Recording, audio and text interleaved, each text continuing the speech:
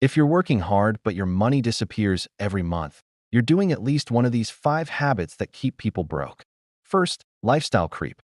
As your income rises, your spending rises faster. New clothes, new phone, new everything.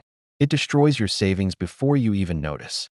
Second, not tracking your expenses. If you don't track your spending, your money controls you, not the other way around. You can't grow what you don't measure. Third, relying on one income source. Most people depend on just one paycheck, and that's dangerous. Wealth starts when you build multiple income streams, even small ones. Fourth, delayed skill building.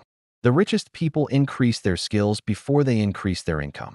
If you're not learning something valuable every week, your income is stuck. And fifth, saving without investing. Saving money isn't enough. Inflation is eating your money every year.